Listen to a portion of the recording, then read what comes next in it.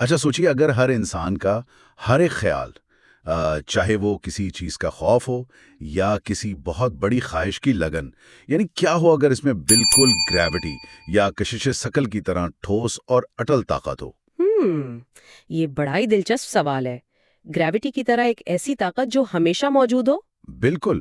دیکھیں، اکثر جب ہم طبیعت یا کائنات کے قوانین کی بات کرتے ہیں نا، تو ایک عجیب سا سکون ہوتا ہے، جیسے اگر کوئی شخص کسی اونچی بلڈنگ سے نیچے گرے گا تو چاہے وہ کتنا ہی نیک ہو یا برا، اس نے زمین پر ہی گرنا ہے۔ صحیح بات ہے، یہ بالکل سطیق قوانین ہیں، ان پر ہم مکمل بھروسہ کرتے ہیں۔ ہاں، اور آج کی اس تفصیلی گفتگو اور گہرائی سے مطالعے میں ہم ایک ایسی ویڈیو ٹرانسکرپٹ کو کھولنے والے ہیں جو ایک بہت ہی حیران انگیز دعویٰ کرتی ہے۔ اس کا دعویٰ یہ ہے کہ ایک اور قانون بھی کائنات میں موجود ہے جو بالکل گریوٹی کی طرح ہر وقت کام کر رہا ہے۔ اچھا، اور اس قانون کو ٹرانسکرپٹ میں کشش کا قانون یا لا آف اٹریکشن کا نام دیا گیا ہے۔ بالکل صحیح کہا آپ نے۔ اور ہماری آج کی اس گفتگو کا بنیادی مقصد یہی ہے کہ اس پورے نظریے کو بالکل آسان اور عام اردو میں سمجھا جائے، تاکہ سننے والوں کو پتہ چل سکے کہ یہ راز آخر ہے کیا اور اس کا عام زندگی میں عملی استعمال کیسے ہوتا ہے۔ اور اس نظریے کی جو سب سے اہم بات مجھے لگی وہ یہ کہ یہ کوئی آج کل کا نیا انٹرنیٹ ٹرینڈ نہیں ہے۔ سورس مٹیریل کے مطابق تاریخ کے عظیم لوگ جیسے قدیم بیبلون کے رہواسی اس قانون کو ہمیشہ سے جانتے تھے۔ واقعی، قدیم بیبلون کے لوگ، وہ تو اپنی بے پناہ دولت کے لیے تاریخ میں بہت مشہور ہیں۔ ہاں بالکل، اور اسی پر ٹرانسکرپٹ ایک بڑا چبھنے والا سوال اٹھاتی ہے۔ اگر ہم آج کی دنیا کو دیکھیں تو دنیا کی صرف 1% لوگ ایسے ہیں جو پوری دنیا کی 96% دولت پر قابض ہیں۔ 1% لوگ اور 96% دولت، یہ تو آنکڑا ہی ہلا دینے والا ہے۔ مطلب یہ صرف ایک اتفاق تو نہیں ہو سکتا نا؟ اصل میں یہ اتفاق نہیں ہے۔ اس تجزیے کے مطابق یہ لوگ شعوری یا لاشعوری طور پر اس کائناتی قانون کو سمجھتے ہیں۔ یہ قانون بتاتا ہے کہ انسان کے پاس اپنے خیالات کے ذریعے اپنی حقیقت کو شکل دینے کی ایک لامحدود طاقت ہوتی ہے۔ چلیے اس بنیادی خیال کو تھوڑا مزید کھولتے ہیں تاکہ اس کی لاجک سمجھ میں آئے۔ ٹرانسکرپٹ کہتی ہے کہ انسان جو سوچتا ہے وہ وہی بن جاتا ہے، یعنی ہر سوچ ایک چمبک یا میگنیٹ کی طرح کام کرتی ہے۔ صحیح، وہ اس چیز کو اپنی طرف کھینچتا ہے۔ لیکن یہاں میرا دماغ یہ سوال کرتا ہے کہ ایک خیال جو صرف ہمارے ذہن کے اندر ایک نہ دکھنے والی چیز ہے، وہ باہر کی ٹھوس دنیا پر اثر کیسے ڈال سکتا ہے؟ سوچ میں کسی فریکوینسی کا ذکر ہے؟ یہ کیا میکینزم ہے؟ دیکھیں، یہ بہت ہی اہم سوال ہے کیونکہ یہی اس پورے نظریے کی بنیاد ہے۔ جب ہم کہتے ہیں کہ سوچ کی ایک فریکوینسی ہوتی ہے تو اس کا مطلب ہے کہ ہمارا دماغ مسلسل سگنلز بھیج رہا ہے۔ اچھا، یعنی ایک ریڈیو ٹرانسمیٹر کی طرح؟ بالکل، جب کوئی انسان کسی ایک خیال کو بار بار سوچتا ہے، چاہے وہ نئی گاڑی لینے کا خیال ہو یا پھر ناکام ہونے کا ڈر ہو، تو وہ دراصل اپنے ذہن سے ایک مخصوص فریکوینسی خارج کر رہا ہوتا ہے۔ اور یہ کائناتی تخلیق کا عمل کبھی رکتا نہیں ہے؟ نہیں، یہ لگاتار ہوتا رہتا ہے۔ انسان چاہے اپنے ماضی پر افسوس کر رہا ہو یا مستقبل کے خواب بن رہا ہو، کشش کا قانون ہمیشہ چالو رہتا ہے۔ انسان خود ایک زندہ چمبک بن جاتا ہے۔ تو اس کا مطلب یہ ہوا کہ اگر میں اسے اپنے ایک ریڈیو کی مثال سے سمجھو تو بات آسان ہو جاتی ہے۔ اگر ایک ریڈیو کو کسی اداسی والے چینل پر ٹیون کیا جائے تو اس میں سے خوشی کے گیت کسی صورت نہیں سنائے جا سکتے، آپ کو چینل بدلنا پڑے گا۔ صحیح کہا، بالکل یہی منطق خیالات کی فریکوینسی پر لاگو ہوتی ہے۔ لیکن یہاں پر ایک عام شخص کے ذہن میں بڑا شبہ پیدا ہوتا ہے۔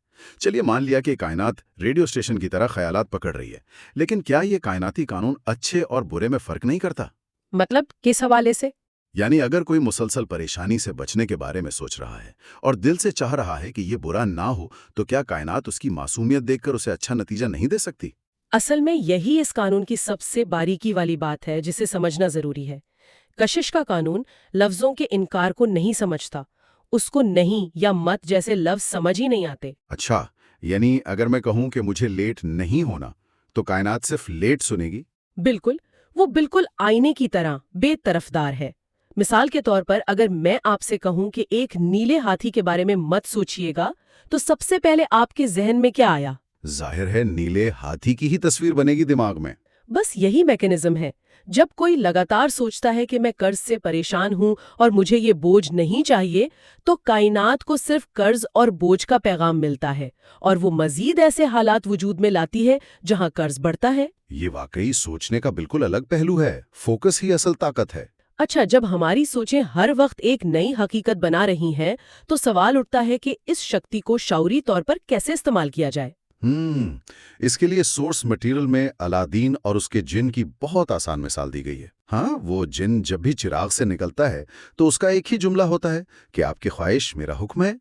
اس تجزیے میں کائنات کو بالکل اس جن کی طرح بتایا گیا ہے۔ صحیح، اور اس عمل کو 3 آسان مراحل میں تقسیم کیا گیا ہے۔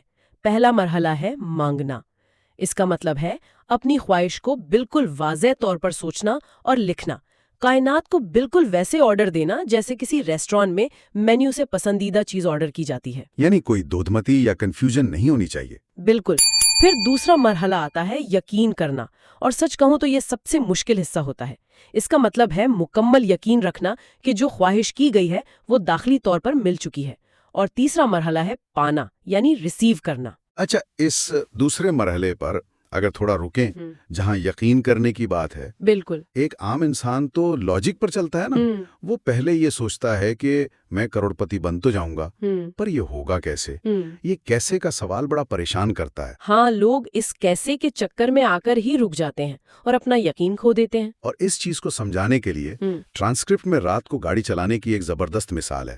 دیکھیں، رات کے وقت گاڑی کی ہیڈ لائٹ صرف 200 فیٹ تک کا راستہ دکھاتی ہیں، اگلا پورا شہر تو پہلے سے نظر نہیں آ رہا ہوتا۔ صحیح، لیکن ڈرائیور گاڑی روکتا نہیں ہے نا، وہ آگے بڑھتا رہتا ہے۔ بالکل، وہ اسی 200 فیٹ کی روشنی میں ہزاروں میل کا سفر طے کر لیتا ہے۔ تو لوگ اپنی عام زندگی میں پہلے سے سارا راستہ دیکھنے کی ضد کیوں کرتے ہیں؟ جاننا کہ کیسے ہوگا یہ عام انسان کا کام نہیں ہے، یہ کائنات کا کام ہے۔ تو پھر انسان کا کیا کام ہے اس سفر میں؟ انسان کو صرف منزل طے کرنی ہے اور اپنے احساسات پر دھیان دینا ہے۔ احساسات یعنی فیلنگز کائنات کی طرف سے ایک تحفہ ہے۔ یہ ایک اندرونی کمپس ہے جو بتاتے ہیں کہ انسان صحیح راستے پر ہے یا نہیں۔ اچھا، یعنی اگر برا احساس ہو تو مطلب راستہ غلط ہے؟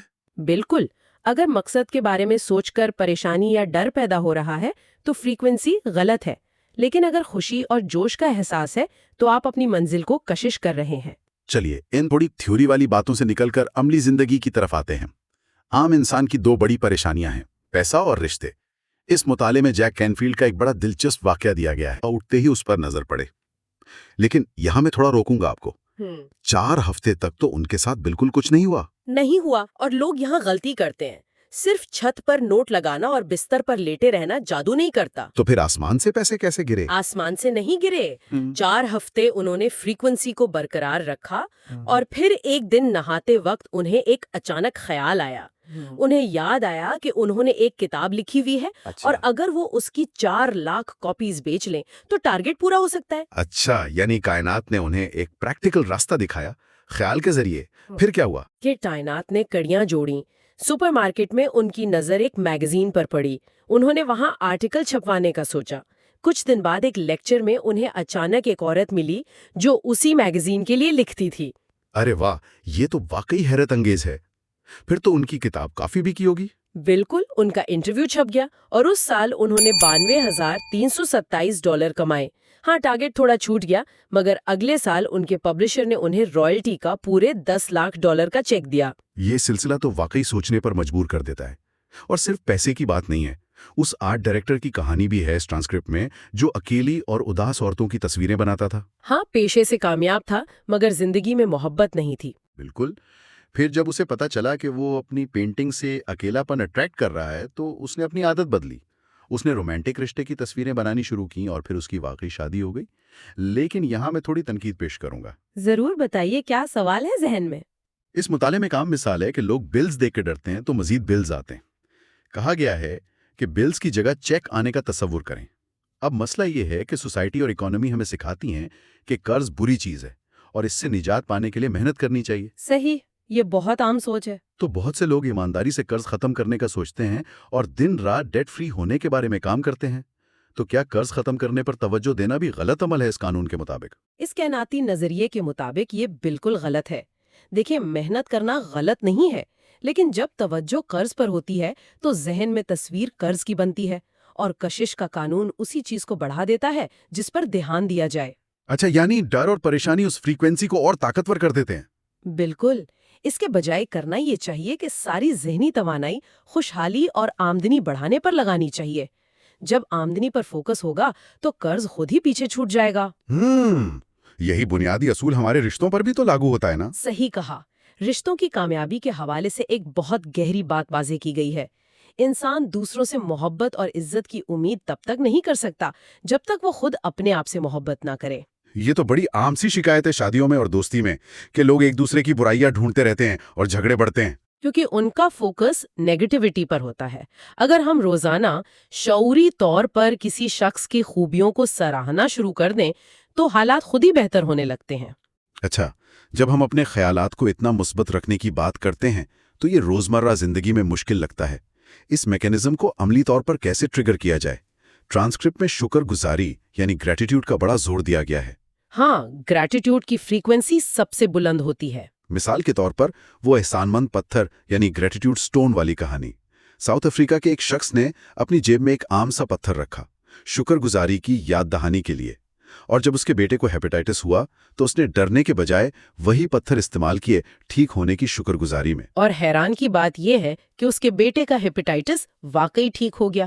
اس شخص نے ہزاروں پتھر بیچ کر چیریٹی کی تاکہ اور لوگوں کی مدد ہو سکے۔ گریٹیٹیوڈ اتنی جلدی فریکوینسی کیسے بدل دیتا ہے بھلا؟ اصل میں انسانی دماغ ایک وقت میں دو مخالف احساسات کو جگہ نہیں دے سکتا۔ آپ ایک ہی وقت میں خوفزدہ اور شکر گزار نہیں ہو سکتے۔ شکر ادا کرتے ہی دماغ مثبت فریکوینسی سے جڑ جاتا ہے۔ اس کے ساتھ ایک اور زبردست ٹول ہے تصور یعنی ویژولائزیشن۔ اس ٹرانسکرپٹ میں ویژول موٹر ریہرسل کا ذکر ہے، جہاں 1980 کی دہائی میں اولمپک کھلاڑیوں پر تجربہ کیا گیا۔ انہیں صرف ذہن میں دوڑنے کا تصور کرنے کو کہا گیا تھا۔ صحیح، اور ان کے جسم کی ماش پیشیوں میں بالکل ویسی ہی حرکت پیدا ہوئی جیسے وہ واقعی میدان میں دوڑ رہے ہوں۔ دماغ کو فرق ہی نہیں پتا چلا۔ اور اس کی سب سے مزیدار مثال وہ ویژن بورڈ والا شخص تھا۔ اس نے گھر کی تصویر بورڈ پر لگائی، اسے بکسے میں بند کیا، اور 5 سال بعد جب بکسا کھولا تو وہ بالکل اسی ایگزیکٹ گھر میں رہ رہا تھا۔ واقعی یہ کائناتی طاقت کا کیسا زبردست مظاہرہ ہے۔ لیکن اسے فلائٹ سیمولیٹر سے ملایا جا سکتا ہے، جہاں دماغ کو لگتا ہے کہ وہ آسمان میں اڑ رہا ہے۔ پر یہاں میں پھر سے ایک پش بیک پیش کروں گا۔ کیا صرف کرسی پر بیٹھ کر عالیشان بنگلے کی تصویر دیکھنا کافی ہے؟ اگر کوئی بندہ سارا دن آنکھیں بند کر کے بیٹھا رہے تو کیا کائنات اسے بنگلہ دے دے گی؟ یہاں لوگ بہت بڑی غلطی کرتے ہیں۔ صرف تصویریں دیکھنا کسی کام کا نہیں ہے۔ تصویر خود چنبک نہیں ہوتی۔ جب تک اس تصور کے ساتھ داخلی خوشی اور محبت کا سچا احساس شامل نہ ہو، کشش پیدا ہی نہیں ہوتی۔ اچھا، یعنی محسوس کرنا ضروری ہے کہ وہ سٹیئرنگ وہیل ہاتھ میں ہے یا گھر میں چل رہے ہیں۔ خیال انجن ہے تو احساس اس انجن کا فیول ہے۔ بالکل صحیح پکڑا آپ نے۔ انجن اور فیول مل کر ہی زندگی بدلتے ہیں۔ آگے چل کر اس مطالعے کا رخ ایک بہت حساس موضوع کی طرف مڑتا ہے۔ ہم نے گاڑیوں اور پیسے کی بات کی، لیکن کیا یہ راز سنگین بیماریوں یا خونی دشمنی پر بھی اثردار ہے؟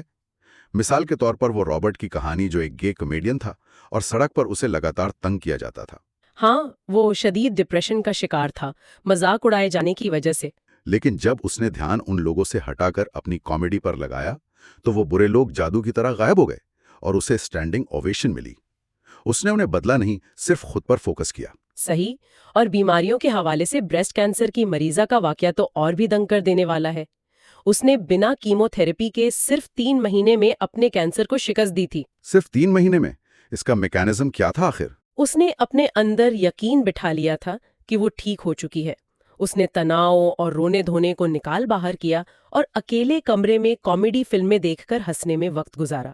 جسم نے اس مثبت احساس پر عمل کر کے اپنا علاج خود کر لیا۔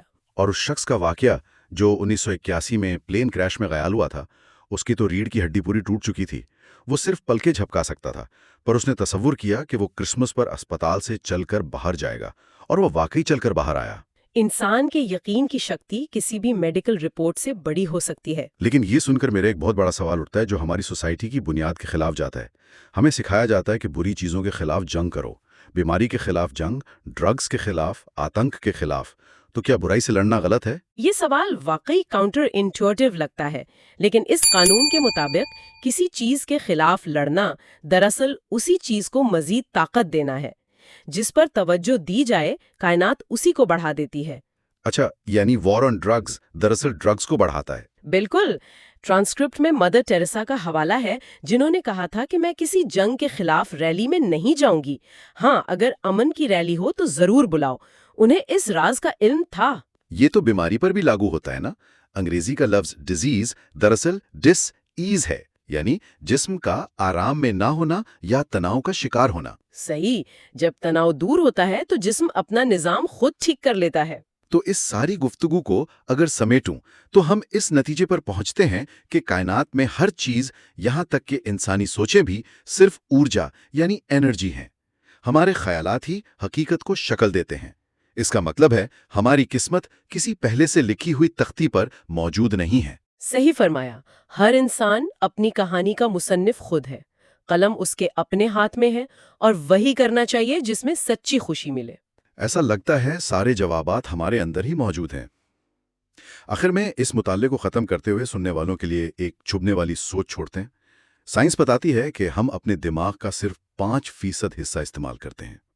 یہ تو تحقیقات بھی ثابت کرتی ہیں۔ تو اگر صرف 5% دماغ کی طاقت سے ہم حالات، دولت اور بیماریوں کو پوری طرح تبدیل کر کے اپنی کائنات تخلیق کر رہے ہیں، تو ذرا سوچئے، جس دن انسان نے اپنے اندر چھپے باقی 95% راز کو کھول لیا، اس دن ہماری حقیقت کی شکل کیسی ہوگی؟